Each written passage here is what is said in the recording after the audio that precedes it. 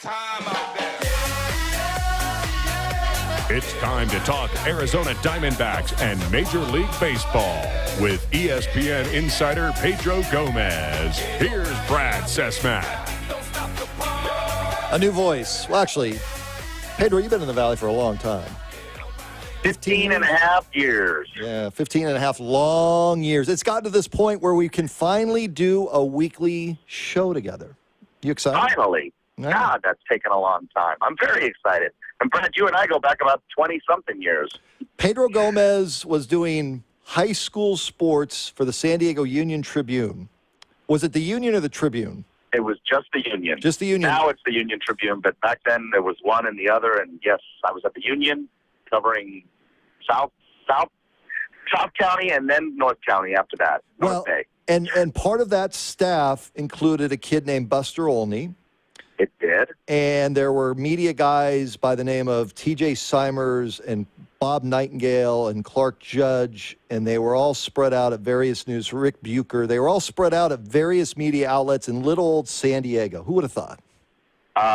You know what? You look back now, Jim Trotter, who's also a Sports Illustrated senior writer in the NFL, it was a remarkable time to be working sports journalism in San Diego. And that was at a local radio station in San Diego. Yeah, I was, and I had there was an overnight guy named Jim Rome that was at that station that just broke in on the scene. I mean, you think about all those names and all those places and where we've all ended up. It's fun stuff. So, no, I'm really looking forward on a weekly basis. What I want to know off the top on this, so when we get together every week, do you want me just to talk to you about baseball, or there's some things I think every week that because you cover a lot of stuff, primarily baseball, and we can just do baseball if you'd like, but you tell me.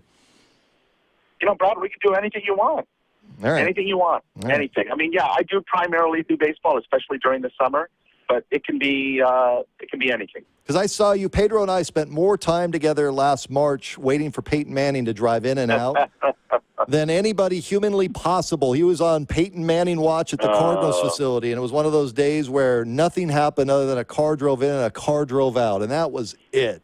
And we were there from before the sun came up until after it went down. I remember it well. It's Pedro Gomez with us every week now. And let's start with Joe Garagiola Sr. retiring today from the booth. Do you have a Joe Garagiola Sr. story? You know what? I think the thing that always struck me most was, you know, I when I first moved to the Valley, it was to cover the Diamondbacks, and Joe was already working for the club, and he was just so remarkably personal. It was like, and he and I had met over the course of the years, but it was very brief encounters. From the moment I got here, it was like I was his best friend. Like, Pedro put his arm around me. Just anything I needed help with, whatever question I might have had about anything, he was just there. He was there. He's always been there. And to this day, whenever I see him, it's just such a warm feeling that comes over me, because he's such a genuinely gentle person is a sweetheart. And that, I think, is probably what struck me more than anything. The guy has more stories about the game than anybody I've ever met, by the way. Pedro Gomez with us for a couple of minutes on a weekly basis now, part of Pros 2 Preps with Brad Sesmat, ESPN's Pedro Gomez. Let's talk about Biogenesis of America. Okay, so this story has been percolating, and you, of course, went through all the bond stuff. You are very familiar with away from baseball items. I think when you and I have talked in the past, it somewhat angers you, if I'm using too strong a word, stop me, but it angers you that baseball always gets in the spotlight when we have other sports that have issues as well with PEDs. However, Biogenesis of America is back in the middle of it, Pedro. What is this story all about? You know, Brad, it's probably, when you think back to Balco, Balco was only less than a dozen players involved, and we're talking about possibly triple digits involved with Biogenesis. And I don't think we're looking at a small-scale story. This is potentially something that could be nuclear to the game, and that is something that should be addressed very seriously. And it just goes to show that if in fact a lot of these allegations are true, which at this point there's little reason to believe they're not true, if in fact it is, we're still looking at an extremely flawed testing system in baseball, because the defense of I've taken tests and I've never failed, that does not equate to you being clean, as we've seen with people like Marion Jones and Lance Armstrong and Bill Romanowski, people who later admitted their usage. So it's potentially very harmful. I'm not going to say it's going to kill the game, because it won't. The game of baseball is far too strong. But I think it is time for the game just to cleanse itself once and for all of everything, and maybe come out the other side much better. Just the name biogenesis sounds pretty creepy. I mean, you think about Balco, and it's certainly it has a notorious connotation, and I suspect that this will get larger before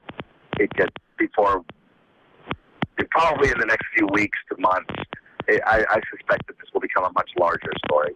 Pedro Gomez with us. Where are you right now, by the way? I'm actually driving to Maryvale. I was at Cubs camp this morning. Talked with Theo Epstein, and just running around. It's that time of the year where I jump from camp to camp, sometimes a couple of camps in a day, and waiting for World Baseball Classic, though, in the middle of the month. I'm going to be covering a lot of that.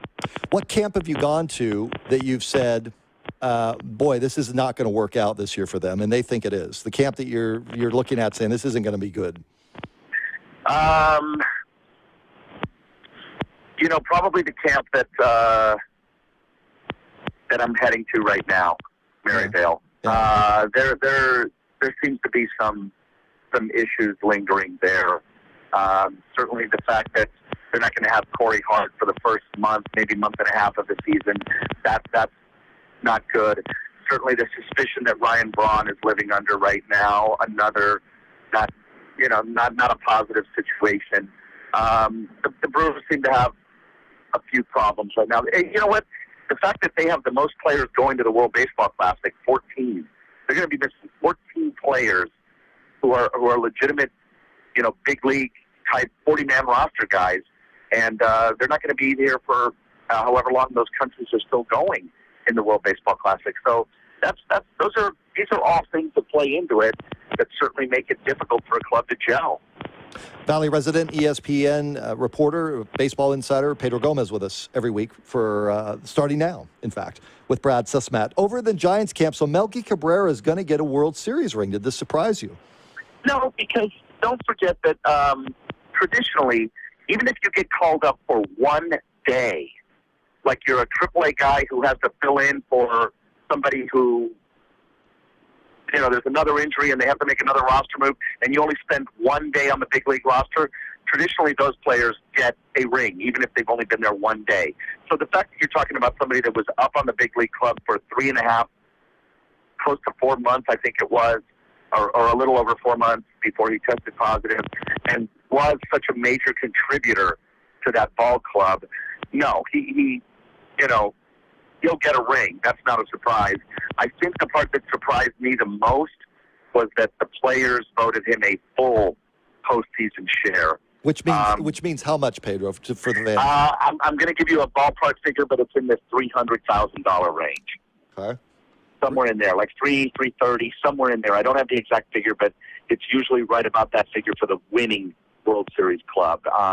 And they voted him a full share, and obviously that goes to the production he provided during those 4 months. I mean, he's not going to be listed as the National League batting champion for this past season, but nobody had a higher batting average than him.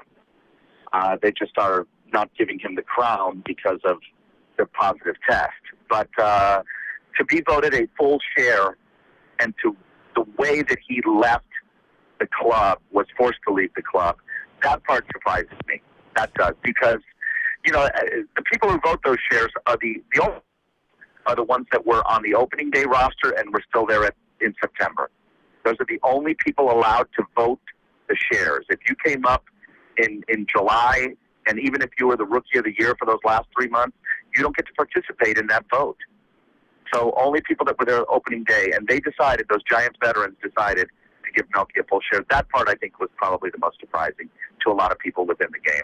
Talking with Pedro Gomez for a couple of minutes with Brad Susmat. The player or players you've come across so far in camps that you've said, wow.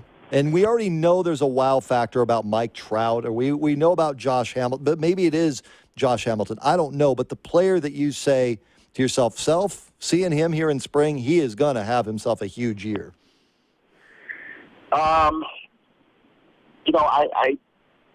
Gosh, there's actually a couple of people that have jumped out to me on that front.